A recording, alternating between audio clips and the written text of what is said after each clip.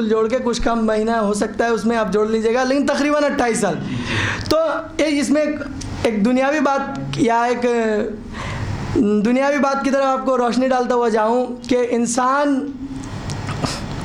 انسان کی جو نفسی خواہشات ہوتا ہے، جنسی خواہشات ہوتا ہے، وہ اسی 25 سے 50 کے درمیان جو پیک پہ رہتا ہے، یعنی بہت زیادہ اونچائی پہ، یعنی اس میں بہت خواہشات یہ 25 سے 50 کے درمیان. تو رسول اللہ تقریباً اپنے ایج کے حساب سے، اپنے عمر کے حساب سے 53 سال جناب خدیجہ کے ساتھ رہے. ہاں، یعنی یہ پتہ چلا کہ جو اگر دیکھا جائے کہ نسل اگر چلا تو جناب خدیجہ سے، یعنی اس کے علاوہ جو بھی بیویاں ہیں وہ سب کیا ہے کسی مصلحت کی بنا پر ہے، لیکن اصل میں ان کا سوانح حیات، ان کی جو زوجہ ہے وہ جناب خدیجہ ہے. تو یہ دور تو ان کے ساتھ، لیکن جو دوسری بیویاں ہیں وہ کسی مصلحت کی بنا پر. ایک مصلحت یہ بھی ہو سکتا ہے کہ اللہ نے انبیاء کو ٹاپ کرمنل کے درمیان بھیجے. ایک مصلحت یہ ہو سکتا ہے کہ اللہ نے اب رشتہ داری جوڑ دیا، ہو سکتا ہے کچھ وہ جو کرتے ہیں وہ برائی اس میں کم کر دی جائے، اللہ رشتہ دار بنا دے، یہ ہو سکتا ہے. لیکن ایک بار محمد علیہ محمد صلوات کہ اللہ نے اس کے بعد اب رسول کے تین بیٹے تھے. اب جب یہ میں بات کو آگے بس تھوڑا دور اور لے کے جا کے ختم کر دوں گا. رسول کے 3 بیٹے تھے، ابراہیم، قاسم اور طیب. قاسم کی شہادت ہو گئی، ابراہیم بھی، طیب بھی، اور آخر میں جناب ابراہیم. اب جب ابراہیم کا انتقال ہو گیا تو کفار میں سے ایک آدمی کھڑا ہوا اور بہت خوش ہو گیا کہ اب تو رسول کا کوئی بیٹا ہی موجود نہیں، اب دین کون سنبھالے گا. دیکھیے عزیزان محترم، اس بات سے یہ پتہ چلتا ہے کہ کفار کو بھی پتہ تھا اگر دین اسلام کو کوئی سنبھال سکتے تو اولاد میں سے سنبھال سکتے ہیں. اگر دین اسلام کی ذمہ داری کوئی لے سکتا ہے تو اولاد میں سے، آل میں سے، اصحاب نہیں. پر محمد علیہ محمد صلوات.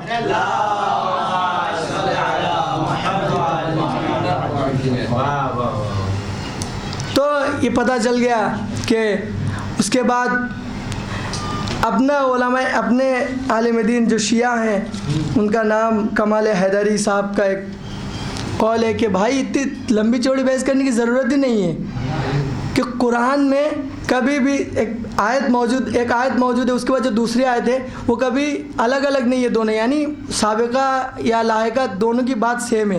یعنی اگر اس میں ایک بات ہاں تو وہ، لیکن یہاں اس آیت میں الگ بات، اس آیت میں الگ بات، ایسا نہیں ہے. آپ بیچ سے ایک آیت کو ہٹا دیجئے، دونوں کو ملا دیجئے، آپ کو پتہ چل جائے گا کوثر سے مراد کیا. بار محمد علیہ محمد صلوات.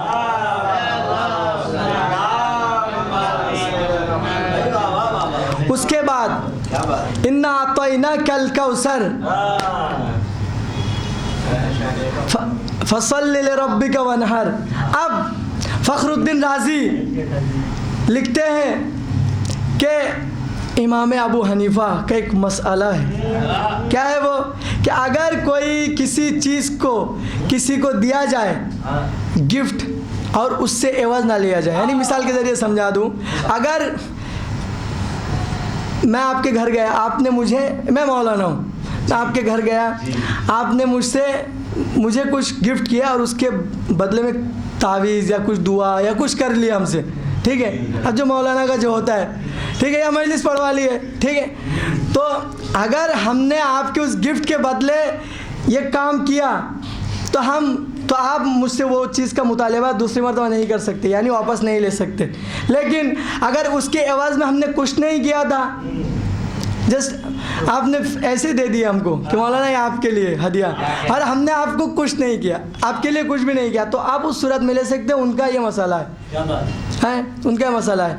تو آئیے ہم جو دوسری آیت ہے انا اعطیناک الکوثر فصل لربک وانحر، اللہ نے رسول کو کوثر عطا کیا، اس کے بدلے میں رسول نے عبادت کی اور قربانیاں دی، تو بس اسی سے یہ پتہ چلتا ہے اللہ نے ایک چیز کو دیا اور رسول سے دوسری چیز کو لیا۔ اگر اس مسئلے کی نسبت سے دیکھا جائے تو اولاد پیغمبر جب تک اس دنیا میں رہیں گے اولاد بڑھتے رہیں گے، کبھی ختم نہیں ہونے والے ہیں یہ۔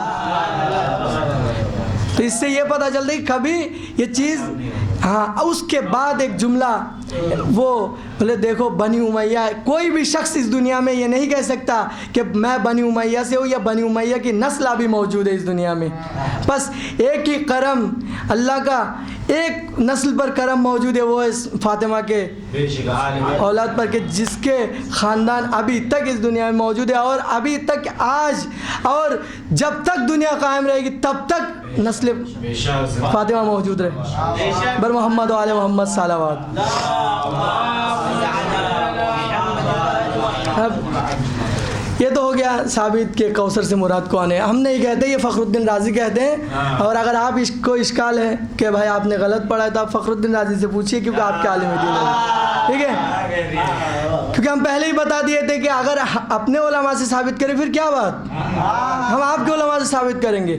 اس کے بعد یہ مسئلہ آتا ہے فدق پر کہ رسول، ہم یہ ایام میں مجلس برپا کر رہے ہیں یا اس بنا پر تاکہ ہم دنیا والوں کو بتا سکیں کہ ان دنوں میں بی بی زہرا پر کیا کیا ظلم ہوا۔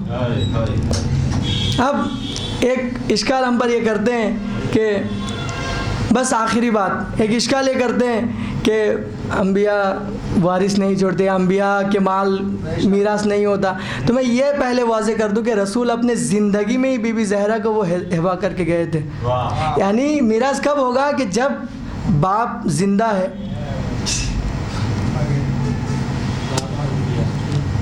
جب باپ زندہ ہے، اور وہ دلیل بھی ہے ان کے پاس، دلیل بی بی زہرا کے نام پر دلیل ہے میراث، کہ جب کسی کے نام پہ نہیں کر کے گیا، صرف باپ کے نام پہ تب جاتا ہے یہ چیز۔ تو جب دلیل بھی موجود ہے تب بھی آپ نے اس کو چھین لیے۔ بس عزیزان محترم، یہی ظلم رسول کے جانے کے بعد بی بی زہرا اور خاندان رسول پر، اولاد رسول پر ہوا ہے کہ ایک مرتبہ عزیزو، ایک مرتبہ رسول خدا کے آخری وقت جب وہ بیمار تھے تو بی بی زہرا کے گھر تشریف لائے اور آرام فرما رہے تھے۔ ایک بار دق الباب ہوا، بی بی زہرا نے دروازہ، تو رسول نے پوچھا کہ زہرا کون ہے، تو بی بی زہرا پہچان نہیں پائی۔ اس کے بعد رسول نے فرمایا کہ زہرا جانتی ہو وہ کون ہے؟ بولے بابا کون؟ تو رسول خدا فرماتے ہو کہ وہ ملک الموت ہے۔ اس کے بعد ملک الموت فرماتے ہیں کہ آپ کی موجودگی کی وجہ سے ہم آپ سے اجازت لینا چاہتا ہوں اس گھر میں داخل ہونے کے لیے۔ ہاں عزیزو، جب تک رسول خدا زندہ تھے تو ملائکہ کبھی یہ ہمت نہیں تھی کہ وہ زہرا کے گھر پر بغیر اجازت کے داخل ہو سکے۔